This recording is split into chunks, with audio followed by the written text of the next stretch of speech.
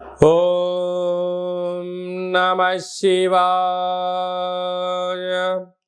ఓం నమో నారాయణాయ. కర్మ నివారణ, నరదృష్టి నివారణ, సంచిత ప్రారబ్ధ ఆగమిక కర్మ నివారణ, తులాభార కాల భైరవాయ నమో నమః. ఓం దిగంబరాయ విద్మహే గజవాహనాయ ధీమహి తన్నో కపాలకాల భైరవ ప్రచోదయాత్. ఓం ఇంద్రాణీ శక్తి దేవ్యై నమోస్తుతే. హరి ఓం. మా ఛానల్కి స్వాగతం. చూస్తున్న వీక్షకులకు, ప్రేక్షకులకు, ప్రియ కాళ భైరవ భగవద్బంధులకి స్వాగతం పలుకుతూ, మమ్మల్ని ఎంతగానో ఆదరిస్తూ ఉండబడినటువంటి ప్రియ సోదర సోదరీమణులకు అందరిపైనను, సనాతన ధర్మ సంరక్షకులకు, జ్యోతిష్య అభిమానులకు అందరికీ కూడా స్వాగతం పలుకుతూ, ఆదివారం అమావాస్య పుష్యమి నక్షత్ర సందర్భంగా అందరికీ నిండు నూరేళ్ల ఆయురారోగ్యాలను ప్రసాదించాలని శ్రీ కాళీ సమేత కాళభైరవ స్వామిని వేడుకుందాం. అందులో ఈసారి ఆదివారం అమావాస్య పుష్యమి నక్షత్ర సందర్భంగా రవి పుష్యార్క యోగం అందరికీ కలగాలని, అందరికీ మనతో రాబోయేటువంటి భవిష్యత్తులో ఉండబడినటువంటి 7 తరాల వారికి అద్భుత ధన రాజకీయ యోగ సకల ఐశ్వర్యం ఆనందాన్ని ఆ బుధాదిత్య రాజయోగ కారణము, రవిపుషార్క యోగ కారణము, ఆదివారం అమావాస్య కారణం చేత అందరికీ ప్రసాదించాలని కోరుకుందాం. 1/8/2024 నుండి 15/8/2024 వరకు పుట్టినటువంటి వారందరికీ కూడా ముందస్తుగా జన్మదిన శుభాకాంక్షలు. గతంలో వివాహం చేసుకున్న వారికి వివాహ వార్షికోత్సవ శుభాకాంక్షలు. ద్వాదశ రాశుల్లో గ్రహ గమనాన్ని ఒకసారి వీక్షింపచేద్దాం. వృషభ రాశిలో కుజుడు మరియు దేవగురు బృహస్పతి సంచార స్థితి, కర్కాటక రాశిలో రవి సంచార స్థితి, సింహరాశిలో బుధ శుక్ర సంచార స్థితి, కన్యరాశిలో కేతు భగవానుడు సంచార స్థితి, కుంభరాశిలో శని భగవానుడు వక్రగమన సంచార స్థితి, మీనరాశిలో రాహు సంచార స్థితితో ద్వాదశ రాశుల్లో గ్రహ గమనాలు ఈ విధంగా ఉన్నాయి. కర్కాటక రాశి వారికి ఒకవైపు అష్టమస్థాన శని, మరొక వైపు ఆదివారం అమావాస్య పుష్యమి నక్షత్ర సందర్భంగా ఆ పుష్యమి నక్షత్రం కర్కాటక రాశిలో ఉండడం, కర్కాటక రాశిలోని రవి సంచారం చేయడం వలన ఎలాంటి ఉపయోగాలు, భగవంతుడి ఆశీస్సులు ఎలా పొందాలో ఈ వీడియోలో సవివరంగా సంపూర్ణంగా తెలుసుకుందాం. కర్కాటక రాశిలో ఏ నక్షత్రాలు వస్తాయనగా పునర్వసు నక్షత్రంలో చివరి పాదం 4వ పాదము, పుష్యమి నక్షత్రంలోని 4 పాదాలు, ఆశ్లేష నక్షత్రంలోని 4 పాదాలు కలిపితే కర్కాటక రాశి. చాలామందికి పుట్టినటువంటి కాల సమయంలో డేటా ఆఫ్ బర్త్లో లేనటువంటి కారణం వలన పేరు యొక్క మొదటి అక్షరాన్ని అనుసరిస్తూ రాశిని తెలుసుకునే ప్రయత్నం చేద్దాం. హీ, హూ, హే, హో, డా, డి, డు, డే, డో అక్షరాల వారందరూ కూడా కర్కాటక రాశి జాతకులే. కర్కాటక రాశి యొక్క అధిపతి చంద్ర భగవానుడు. రాశిలోనే రవి సంచారం, రాశిలోనే పుష్యమి నక్షత్రం సంచారం చేయడం, ఒకవైపు అష్టమస్థాన శని భగవానుడు కుంభరాశిలో జలరాశిలో వక్రగమనంలో ఉండడం, ఈ ఆదివారం అమావాస్య పుష్యమి నక్షత్ర సందర్భంగా ఉండబడే వారందరూ కూడా మీరు వ్యవసాయ క్షేత్రాల్లో కానీ పొలాల్లో కానీ తెల్ల జిల్లెడి యొక్క వృక్షాలు చాలా కనపడుతూ ఉంటాయి. ముందుగానే చూసుకొని ఒక 6 రోజులు ముందుగా ప్రతిరోజు వెళ్ళి ఒక చెంబు నీళ్ళు పోసి దీపాన్ని పెట్టి రోజు దండం పెట్టుకొని రండి.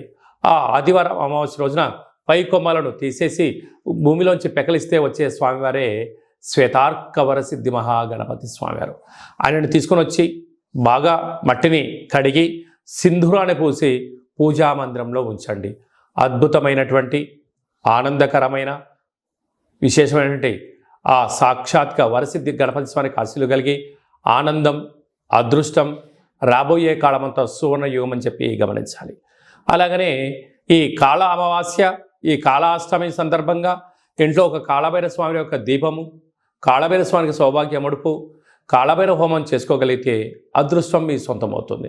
అలా కుదరలేనటువంటి వాళ్ళు ఈ కింద నెంబర్ సంప్రదించినట్లయితే మీ పేరు పైన ప్రత్యేకంగా కూష్మాండ దీపాన్ని కాళభైరవ హోమాన్ని చేయించి వీడియో కాల్ ద్వారా ప్రత్యక్షంగా చూపించి మీకు ప్రసాదాన్ని కూడా అందజేయడం జరుగుతుంటుంది.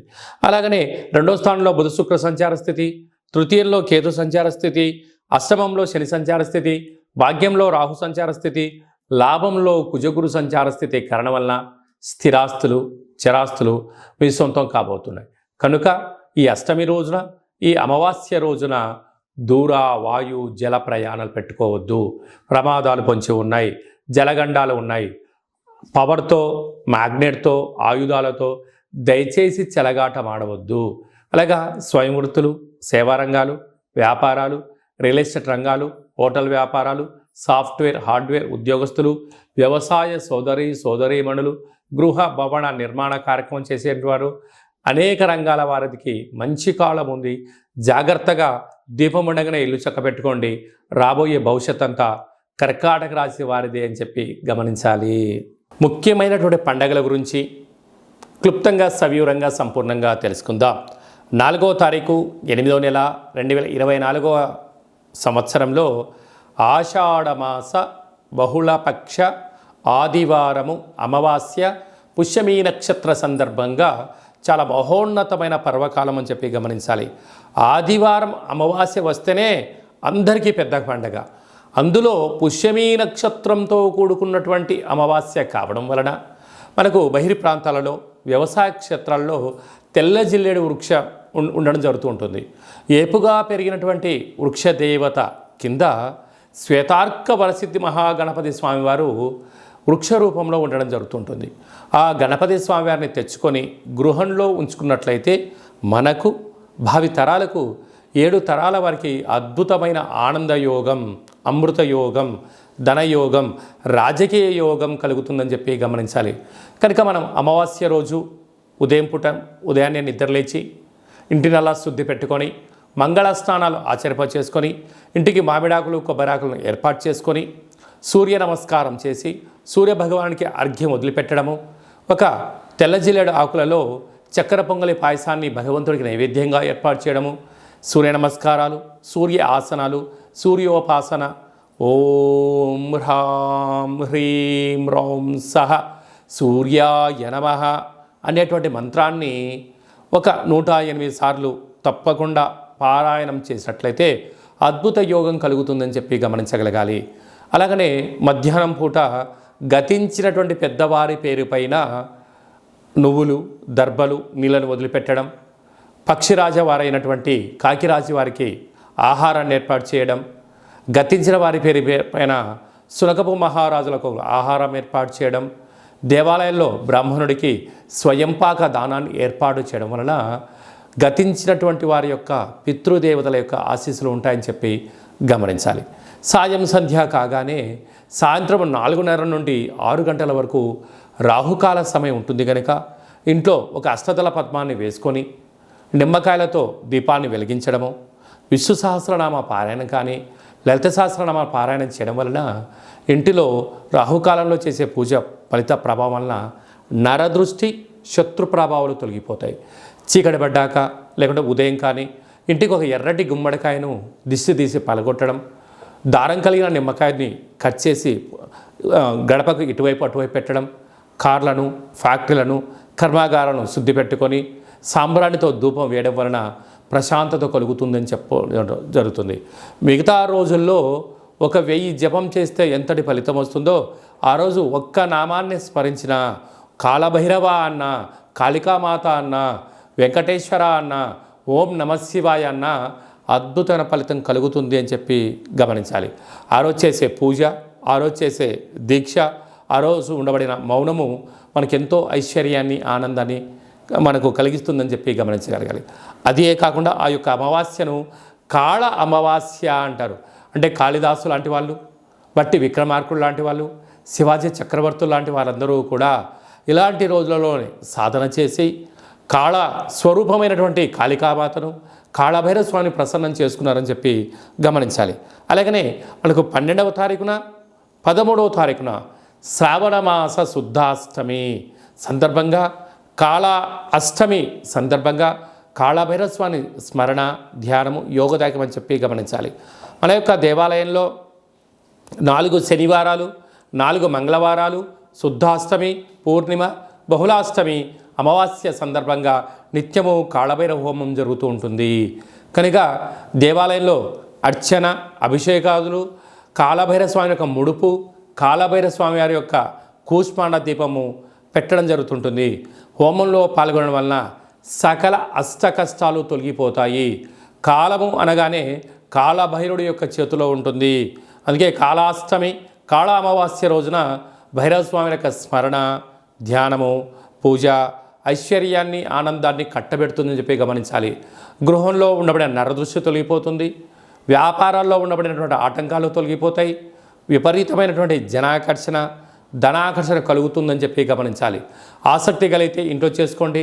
కుదరలేని పక్షంలో ఈ కింద నెంబర్ సంప్రదించినట్లయితే, మీ గోత్రనామంలో పంపించినట్లయితే వీడియో కాల్ ద్వారా చూపించి మీ పేరుపైన ఒక సౌభాగ్య ముడుపు, కూష్మాండ దీపము, హోమాన్ని చేయించి వాట్సాప్ కాల్ ద్వారా ప్రత్యక్ష ప్రసారాన్ని కూడా చేయించడం జరుగుతుందని చెప్పి గమనించాలి.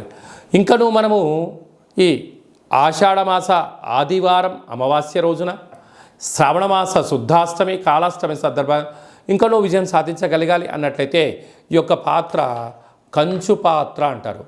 ఈ యొక్క అంటే కంచు మోగినట్టు కనకమ్ము మోగదు గదరా సుమతి అని చెప్పి మనకు సుమతి శతకంలో చెప్పడం జరుగుతుంటుంది. రాసులు 12 ఎలా ఉంటాయో 12ని అచ్చు వేయడం జరుగుతుంటుంది. పూజ చేసిన తదనంతరము ఈ యొక్క పాత్రను ఇలా ఎడమ చేతో పట్టుకొని కుడి చేతో ఈ కరసాహం తీసుకొని ఇలా చిన్నగా శబ్దం చేసినట్లయితే ఓంకార శబ్దం రావడం జరుగుతుంటుంది.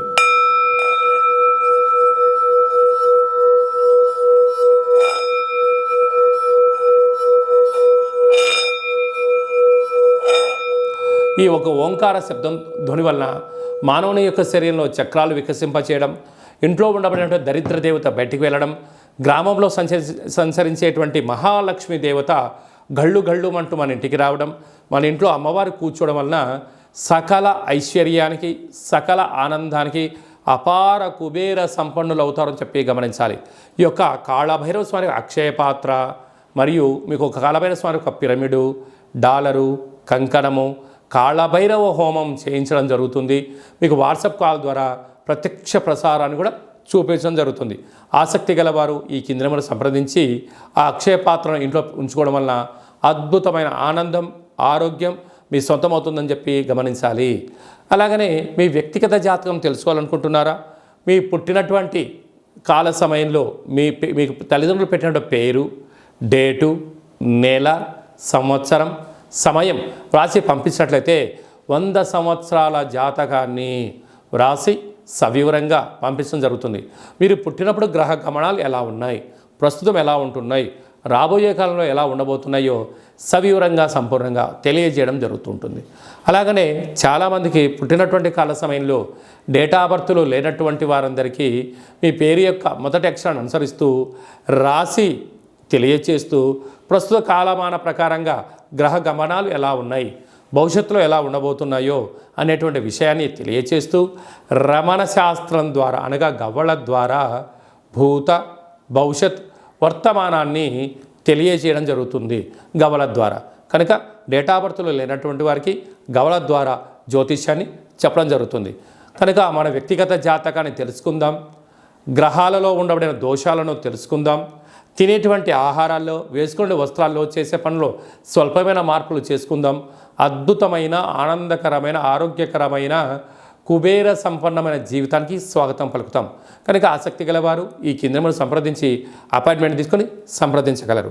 అలాగనే మీ అబ్బాయి కానీ అమ్మాయికి కానీ ఎంత ప్రయత్నం చేసినా వివాహం అవ్వడం లేదా? ఎందుకు వివాహం అవ్వడం లేదు? జాతకంలో ఎలాంటి దోషాలు ఉన్నాయి? వివాహం ఎప్పుడవుతుంది? ఎలాంటి అబ్బాయితో అమ్మాయితో కలపడం వలన వీరి యొక్క గణగుణాలు బాగుంటాయో తెలుసుకోవడం జరుగుతుంటుంది. కనుక జాతకాన్ని తెలుసుకుందాం, మంచి వివాహ సంబంధం తెచ్చుకుందాం, భావితరాల్లో మంచి ఆనందకరం జీవితం పొందుదాం. కనుక వచ్చేటువంటి జాతకాన్ని వధువరుల యొక్క పాదాలు, గుణాలు, సంతాన యోగము, అలాగనే విదేశీయాన యోగము, ఎలాంటి యోగాలు ఉన్నాయో కూడా తెలుసుకుందాం. అలాగే మీ అబ్బాయి కానీ అమ్మాయికి కానీ చిన్నపిల్లలు పుట్టినట్లయితే ఏ మాసంలో పుట్టితే ఎలాంటి పేర్లు పెట్టుకోవాలి, నక్షత్రంలో ఉన్న విశిష్టత ఎంతో కూడా తెలియజేయడం జరుగుతుంటుంది. ఈ యొక్క మాసంలో పుట్టినటు రోజు వారందరికీ కూడా, అలాగే వివాహ వార్షికోత్సవం చేసుకుంటున్న వారందరికీ కూడా మన యొక్క దేవాలయంలో ప్రత్యేకంగా కాళభైరవ హోమం చేయించడం జరుగుతుంటుంది. అలాగనే ప్రసాదం కూడా మీకు పంపించడం జరుగుతుంది. మనమందరము కూడా కలియుగ కాలంలో కాళభైరవ స్వామికి స్మరణ చేద్దాం, కష్టాలకు స్వస్తి పలుకుదాం, ఐశ్వర్యానికి స్వాగతం పలుకుతాం. అందరికీ ఆదివారం అమావాస్య పుష్యమీ నక్షత్ర సందర్భంగా ఆశీస్సులు కోరుకుంటూ ఆశీర్వచనం. ఓం కాళకాలాయ విద్మహే కాళాతీతాయ ధీమహి తన్నో కాళభైరవ ప్రచోదయాత్. శతమానం భవతి శతాయు పురుష సతేంద్రియ ఆయుష్యేవేంద్రియే ప్రతిష్టతి. ధనం ధాన్యం బహుపుత్రలాభం శత సంవత్సరం దీర్ఘమాయు. సర్వే జనా సుఖినో భవంతు, లోకా సమస్తా సుఖినో భవంతు. సర్వం కాళభైరవ దేవతార్పణమస్తు. ఈ వీడియో మీకు నచ్చినట్టయితే లైక్ చేయండి, షేర్ చేయండి, మా ఛానల్ని సబ్స్క్రైబ్ చేసుకోండి. అందరికన్నా ముందుగా మీ యొక్క వ్యక్తిగత జాతకం తెలుసుకోవాలనుకుంటున్నారా? అందరికన్నా అదృష్టాన్ని ఐశ్వర్యాన్ని తెచ్చేటువంటి విషయాలు తెలుసుకోవాలనుకుంటున్నారా అన్నట్లయితే గంట సింబల్ ప్రెస్ చేయండి, ఆల్ అనే బటన్ తెలియచేసి మీరు ఎవరి క్షేమాన్ని కోరుకుంటున్నారో, మీ క్షేమాన్ని ఎవరైతే కోరుకుంటున్నారో ఈ ఆధ్యాత్మికమైన సమాచారాన్ని చెరవేసి భగవంతుడి యొక్క ఆశీస్సులు పొందగలరు.